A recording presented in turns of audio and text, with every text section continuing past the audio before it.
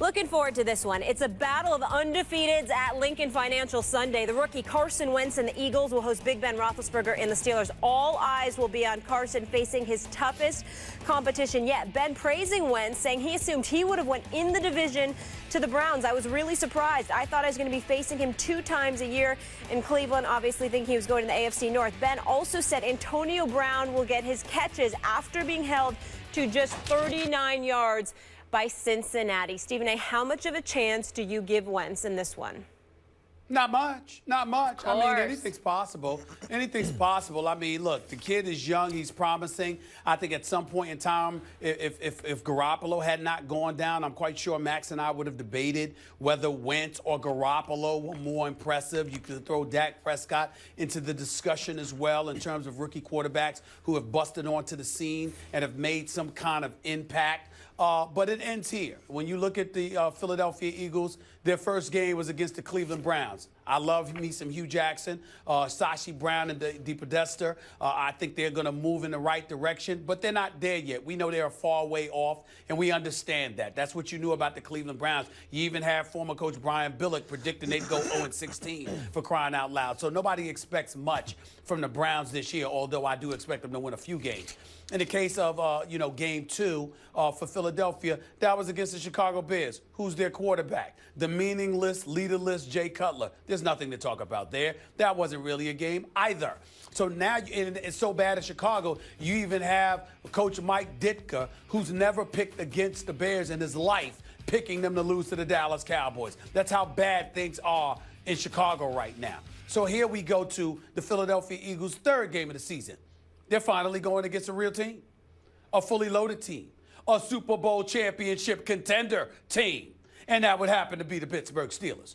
High-powered offense will put up points. And at the end of the day, when you consider that Philly's going to have to score to win as well, how confident are you that they're going to be able to do that? You know that they're going to blitz. Keith Butler is going to have that defense blitzing all day long. They're going to put heat on Carson Wentz, and we're going to find out what he's made of, but not just him, Jordan Matthews as well. Okay, Ryan Matthews. Okay, so I just look at it from that standpoint. I love the fact that Jarvis Jones is getting more playing time. He was supposed to play the left side because, but when Bud Dupree went down, now he's playing both sides. Timmons, Tuitt, and those boys, they'll be ready. And I think that the Steelers' defense is looking younger, more athletic, faster this year than in recent years past. I think Carson Wentz is going to have a rough afternoon. I think that the Steelers are going to win this. It'll be a competitive first half, but I think after that, the Steelers run away with it. I expect nothing less. The Steelers should win this game. In fact, that they are my pick. They're my lock of the week, the Pittsburgh Steelers, to beat the Eagles.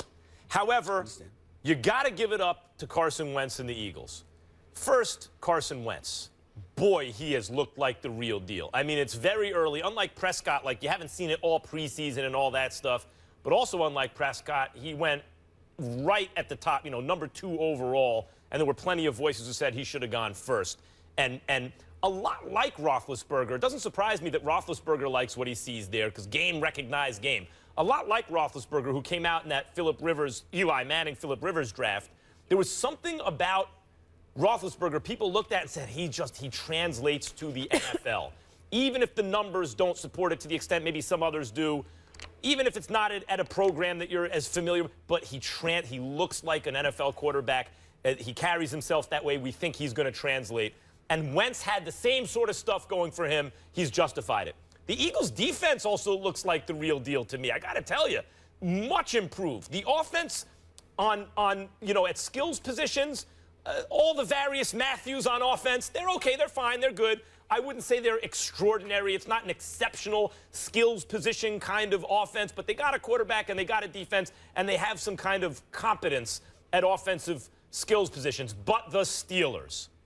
Ben Roethlisberger is going to go to the Hall of Fame one day. So is Antonio Brown. And if you think Antonio Brown is going to be kept on consecutive weeks to low totals that he was kept this last week, it just ain't going to happen. D'Angelo Williams, well, at some point you got to decrease his workload. Yeah, and that point's coming right up when Le'Veon Bell gets back after this week. In the meantime, boy, you can drive this kid, he's 33 years old, this guy hard. So, like, the running game, I don't expect to fall off. The Pittsburgh offensive line is excellent. Ben Roethlisberger and Antonio Brown, we all know about. And the Pittsburgh defense against the run is really good. When you're dealing with a rookie quarterback, and they're not going to be able to get a run game going, I don't think, against Pittsburgh. It's going to be all on Carson Wentz. I don't think he's going to be able to do enough. Well, I like Pittsburgh to beat the Eagles, and in fact, I pick them in our survivor eliminator pool. pick. Yep. Oh, you're gone. You know what, Max? I swear to you, if I were a student and you were my professor, Yes, I would which I am, walking luckily. up to you. I would walk, Yes. which you're not, but I would walk up to you after every class, and I would be like, "Help me out here," Yep. because once again, there's about 10 things I don't understand. I just don't understand you sometimes. Well, that's It's what I'm just here for. It's just Office hours are right listen, now. well, let me say this to you. It's really this simple. Chip Kelly's no longer there. By the way, I'm proud of Chip Kelly and how he came to the defense of Colin Kaepernick against that reporter yesterday. We've discussed that another time. But let me say this to you. Max, Chip Kelly was about his high-powered offense. His defense was sacrificial lambs. They had the worst in terms of time of possession. They were the worst in the NFL. In terms of time spent on the field for the defense, worst in the NFL. The Eagles were absolutely awful because Chip Kelly didn't think about their defense at all. And Doug Peterson, as good as Carson Wentz has been, Doug Peterson, to me, is my MVP for the Eagles thus far because what he has done to return conventional football back to Philadelphia. Carson Wentz is poised because he knows what his job description is. Peterson has them focused, and more importantly, they're engaging in ball control, which allows your defense to have fresh legs. The personnel that you have on here, look at some of these guys. Connor Barwin, Brandon Graham, Fletcher Cox, Benny Logan, Nigel Bradham, Michael Kendricks, Jordan Hicks, Ron Brooks, Nolan Carroll, and these boys.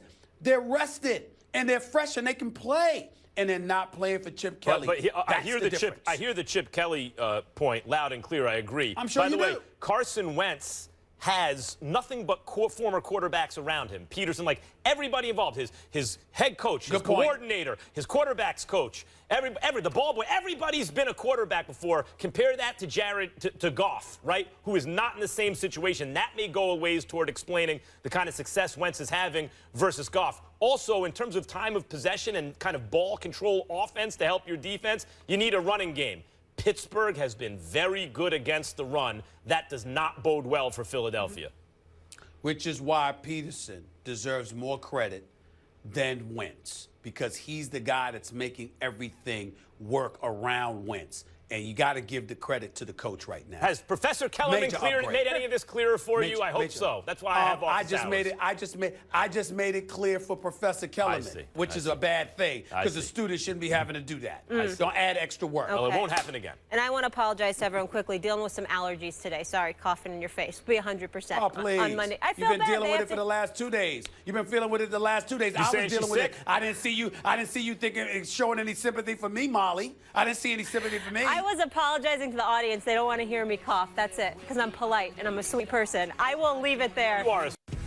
First Take is brought to you by Geico. 15 minutes could save you 15% or more on car insurance. And Under Armour, I will. So we asked you earlier in the show, after a very impressive win over the Texans with their third-string quarterback, will the Patriots go 19-0 this season? And the results are in. 72% say no, 28% say yes. Max, did they get it right? I mean, after 3 weeks, Yeah. 28% of the population believes they'll go undefeated. And a lot of that's coming from New England, obviously. No, they didn't get it right. Of course you're going to lose. Even in the Patriots' greatest season, which, by the way, was on the verge of being called the greatest season in the history of American team sports until the Giants knocked them off. Certainly greatest football team of all time, better than the 85 Bears. Even then, they lost the final game of the season. Highly unlikely that they go undefeated, even though they have some very nice wins without Brady. Well, they're not going to go undefeated because at some point they're going to run into the Steelers. That's number one. Number two, let's be clear. Let's be clear. Folks are not far-fetched, though, because when you think about it, if you anticipate that this team is going to be even greater once Brady gets back, then just think about it. Just think about what you've got. I mean, Denver, you got a rookie quarterback essentially because he never threw a pass until this season. Cincinnati, you can always rely on them to lose in the postseason. Baltimore's not quite there. Nobody's in the AFC South measures up. Nobody in the AFC East measures up. And then you're talking about a Super Bowl. You don't have to play everybody. You only have to play the team coming out of the NFC conference. So when you look at it, it's really not that far-fetched. It's just that the game itself pretty much mandates that at some point in time, somebody's going to fall in today's day and age. They're going to wind up losing to a team they should beat. I mean, it happens every year to every team. Yeah. I'm with the 28%. But, Stephen A., you mentioned Denver. So far, so good for Trevor Siemian this season. The Broncos quarterback is 2-0 after home wins over the defending champion Panthers and Colts. Now he has his first road test this Sunday as an underdog in Cincinnati. Stephen A., how much trust do you have in Siemian against the Bengals? Well, I think it's going to be a rough afternoon because I think when you look at Trevor Siemian, you're going up against a Bengals team that I think is very formidable. I think the Bengals are actually going to win this game because there's been some friction. Obviously, Demaryius Thomas and those boys think they need to get the ball more. Denver's defense will rise to the occasion. They could do some things, but Andy Dalton being behind center, it's the regular season, not the postseason. So I only knock Andy Dalton. I'll wait until January to do that. But from September to December, I think he'll be fine. A.J. Green will be there. They're making some adjustments offensively. But in the end, I think that the Bengals defense is good enough to cause Denver's offense as much havoc as Denver's defense can cause Cincinnati's offense. Being that the game is in Cincinnati and the fact that Trevor Siemian is going to be exposed to hostile confines, I think it's going to be a nail-biter. But I could see the Bengals winning this game 23-20. Bengals are a good team, period. But if the question is, which it is, how much do you trust Siemian? I don't trust him that much yet. But and based on what I've seen, he's okay. But I trust Kubiak, and I trust Demaryius Thomas and Emmanuel Sanders and C.J. Anderson. And I trust certainly the defense and Talib and Von Miller and these guys because they have guys on defense. It's not just good defense, good defense. They have playmakers at a different level. And in addition to that, when you need it the most is when they come through. You know, they're actually clutch defensive players. Not only are they at the height of the game, but in high leverage moments, that's when they give you their best. I think that's what makes the Broncos special. So I trust those guys much more than Siemian, but that's all you really need. Another great week. If they were in Denver, it'd be different. Right. The fact that it's in Cincinnati, much more confident if they were in Denver. No question. Stephen A., we'll see you on Monday. Max, always good to see you. Maybe. Likewise. Maybe. I might not be here Monday. You've been really mean to me today. I don't know what's going on. Yeah. Cranky over here.